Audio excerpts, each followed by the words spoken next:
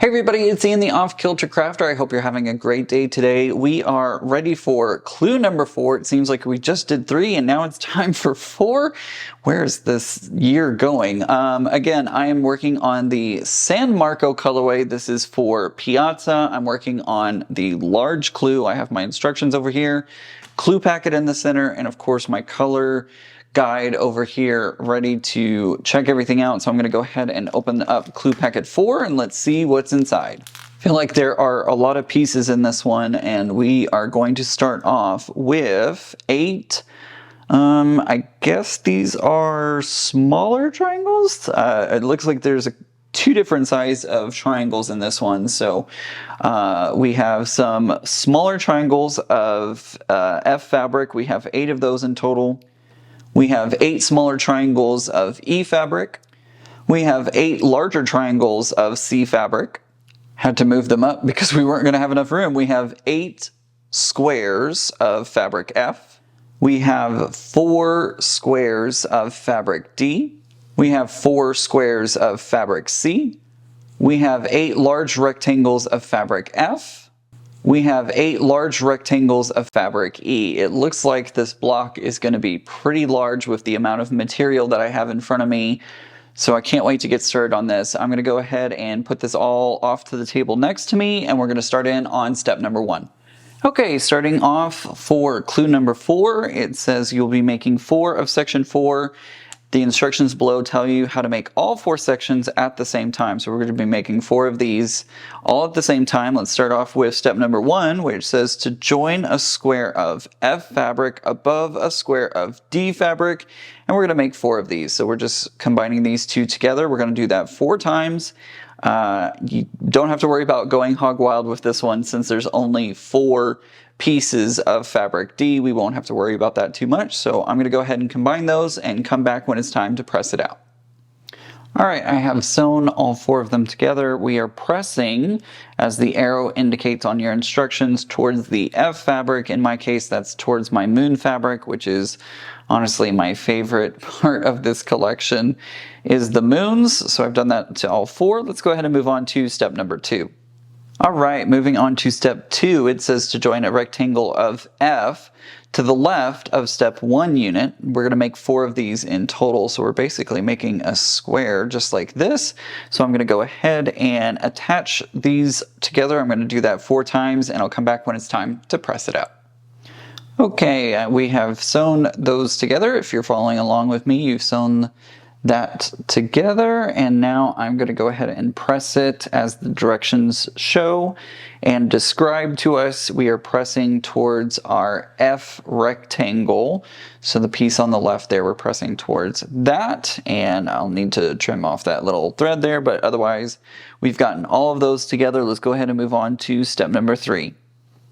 All right, moving on to step number 3, it says to join a rectangle E above step 2 unit. We're going to make 4 of these in total, so we're just going to combine these just like this, and I'm going to come back when it's time to press it all out. All right, I have sewn all 4 of those together. I will notate that some of my F rectangles did not quite line up all the way with my the other piece, the original F and D squares. It's okay.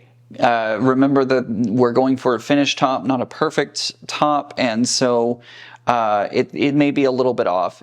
Do what you can to, even it out and whatnot, but it's not going to be the end of the world. Don't freak out if yours is not perfect. As you can see on this one, like there's a pretty good little strip of blue there. But it's fine. It really is fine. It will all work out in the end. I promise. I've never been let down by one of these. So we have finished with step number 3. Let's move on to step number 4. All right, moving on to step number 4, it says to join a small triangle of F to the left of a triangle C. We're going to press that towards our F fabric, and then we're going to join a small triangle of E to the right, and we're going to press towards our E fabric. So we're just making a flying geese block and flying goose block, flying geese, I don't know. So we're just going to put it together like this. I'm going to press my F fabric first before I attach my E fabric. And then once I'm done with that, then I'm going to press towards my E fabric for that one. And we're going to do this 4 times. I'm not going to stop in between here on video between the F block and the E, or the F fabric and the E fabric. I'm going to go ahead and sew all of them and then come back when it's all done. But remember, press towards F, press towards E. Basically, you're pointing in the direction of the C arrow. Okay, I have sewn all those together. I am now pressing, again, remember, away from your C fabric, so towards your F and E fabric, and I have 4 that look just like that. Let's go ahead and move on to step number 5. Okay, we have finished with step 4. We're moving on to step 5. It says to join a square of F to the left of step 4 unit, and we're going to make 4. So we're just basically matching up our fabrics, and we're going to combine them just like that. We're going to do that 4 times. May I just say how pleased I am. They're not perfect, but they are pretty darn close, in my opinion, for my flying goose, my flying geese block, however you want to say that. I'm pretty darn proud of that. So anyways, I'm going to line these up. I'm going to sew it 4 times, and I'll come back when it's time to press it out. All right, I have attached our square of F fabric to the left side. I'm pressing towards the F fabric. So we're pressing that out towards the left.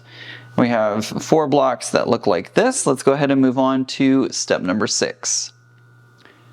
Okay, moving on to step number 6, it says to join a step 5 unit to the right of a step 3 unit, and we're going to make 4. So what should be happening here? We should have our E fabrics touching, and we should have our F fabrics creating this letter N, upside down U, whatever you want to call it. It should look something like this, and some points to be aware of. It looks like we should match up our seams here on our D and F. And I think it looks like the point of our C fabric is going to point directly to the seam here at our E fabric line, our seam line. And I think, yep, these nest. So your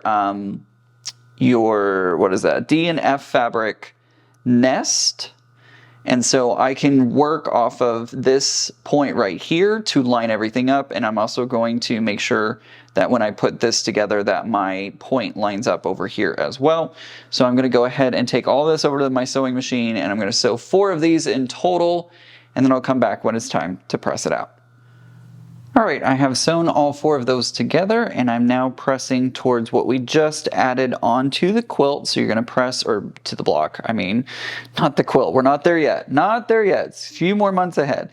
I did not get all my points on my flying geese block all, exactly correct, but it's close. It's darn close, and I will take that. So this is what it should look like when you're all done. You've got your C triangle there, you got your D fabric there, you got your F fabric forming that archway over your D fabric. So that's what it should look like when it's all said and done. Let's go ahead and move on to step number 7. All right, moving on to step number 7, it says to join a square of C above a rectangle of E, and we're going to make 4 of these. Super simple, super easy, just like this. All right, I have put all 4 of those together, and we're pressing towards our E fabric, which feels a little weird because normally it feels like we're pressing towards our smaller piece, but in this case we're going to press towards that E fabric. So we have 4 that look like this when we're done. Let's go ahead and move on to step number 8. For step number 8, it says to join a step 7 unit to the left of a step 6 unit, and we're going to make 4, and they look like this. Our seams right here, couldn't think of the word. Our seams should nest. Let me triple check, but I'm pretty sure they're going to nest. Yep, they sure are. So that's where I'm going to focus my attention when I'm sewing these 2 together. Make sure that those nest nicely, and I'm going to go ahead and do that 4 times, and I'll come back when it's time to press it out. All right, I have sewn those together on all 4 of these, and I'm pressing towards that CE strip that we just attached on. So we're pressing away from the center to the left, so it looks like this. This is going to be a big piece whenever it's done. I didn't quite realize how big this was going to be when it was all said and done. So I'm going to go ahead and set these off to the side because it looks like we're going to move on to another step that we're going to be making some more flying geese. So let's do that.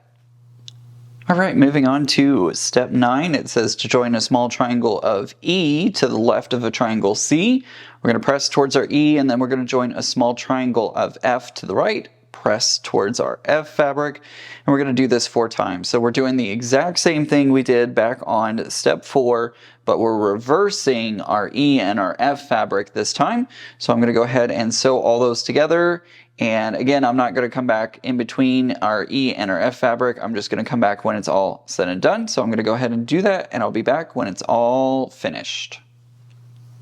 All right, I have sewn all 4 of those together. We are pressing, remember, away from our C fabric out towards the other corners of our E and F fabric. So there we go. There is all 4. Super easy. Let's go ahead and move on to step 10. Okay, moving on to step 10, it says to join a rectangle of F to the right of a step 4. I think that might be a typo. I think they mean step 9 because the picture shows us doing this. So we're going to go ahead and do that. Looks like a typo, no big deal though. We knew what they meant for that. So we're going to attach it to our step 9 unit on the right here. We're matching up our fabric F. We're matching up our fabric F so that it touches, and we're going to do that 4 times. Super easy, super simple. So I'll come back when it's time to press all this out. Okay, I have sewn all 4. We are pressing towards our F rectangle like so. And we are done with that. Let's move on to the last step, step 11. Okay, moving on to step 11, it says to join a step 10 unit below a step 4 unit. Again, I think there may have been some copy and paste there, no big deal, but we're just basically going to attach it down here on the bottom. So it kind of, like I see a pattern here where we have the shape with our F fabric, and we have kind of a bracket, or I don't know, what would you call that?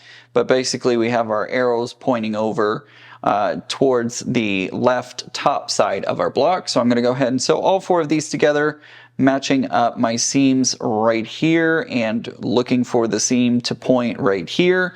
I'm going to do that 4 times, and I'll come back when it's time to press it all out.